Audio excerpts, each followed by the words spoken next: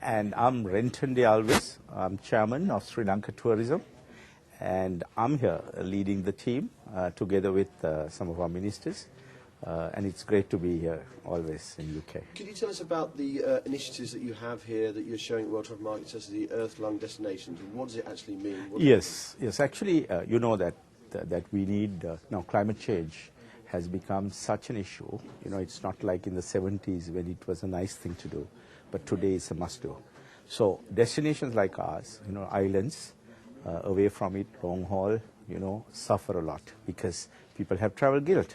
The Bishop of London said that it's a sin to travel by air or to own a large car.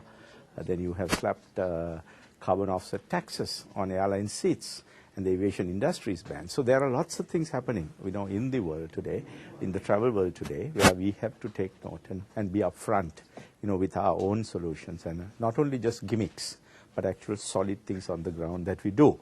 Now, the Earth-Lung destination idea was something that was conceived about a month and a half ago, and we launched it first on 1st of October at the Davos, Switzerland conference, which was organized by the UNWTO together with UNEP, World Meteorological Organization, and the World Economic Forum. And at that conference, I had an opportunity to present the idea of towards a carbon neutral or carbon clean Sri Lanka, a tourism Earth-Lung.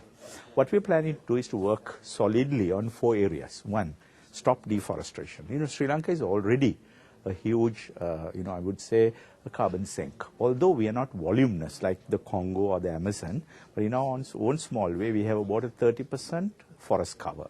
And if you take all green areas, including our plantations, the tea, etc., you know, it's about 45%. So that's a significant green cover that we have, which is a sink.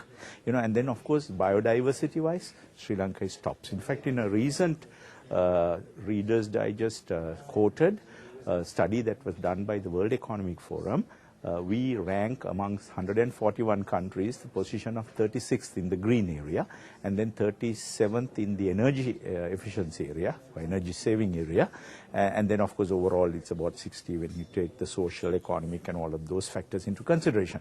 What is more important is, okay, we are in fact a biodiversity hotspot. We have a virgin rainforest, Singaraja, which is a UNESCO World Heritage Site. So with all of this, what we're trying to do is to stop that being destroyed. You know, first we want to hold on to what we have. So that is stopping deforestation. Then of course we have to enhance our efforts of reforestation. When we say reforestation, it's not just planting trees. We already have the Responsible Tourism Partnership, which is supported by the UK Travel Foundation, you know, with the funds that, you know, that are generated through good customers who care for the destinations they visit. Now with those funds, we have created a Trees for Life program. And also the Rotarians in Sri Lanka are taking on a 10 million tree planting campaign. But these are not just trees. We want to have indigenous plants, rainforest plants, and also create corridors where we have gene transfers possible, you know, all of that. So do the real thing on the ground. You know, that's the second thing. Third thrust that we are taking on in this initiative is to mitigate pollution at its source. The last, of course, is energy saving, energy efficient, or alternative energy usage, etc. So in these 4 areas, we are getting everyone involved. It's not, tourism is leading. That is what is important, because it's in our interest to do that. It's our survival. We already have, you know, our positioning trust for marketing is nature, culture, adventure. So we have great beaches, but of course nature, culture, adventure is our positioning trust. Now with that, if that goes away, we have nothing to, you know, nothing to offer the world. And moving on, tell me about sports tourism. How you focused on that? Great. You know, cricket. You know, Sri Lanka were runner-up in the World Cup. You know, in the one days, and then of course we didn't do too well against the English when they came over for the one days. But they're coming back again for the Test matches. There are 3 tests played.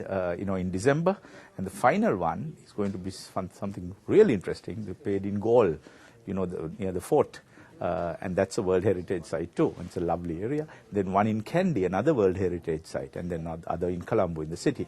But I think these tests are going to bring us we expect about 8,000 Barmy Army. By the way, in 2002, when the Barmy Army came to Sri Lanka, on one day we ran out of beer.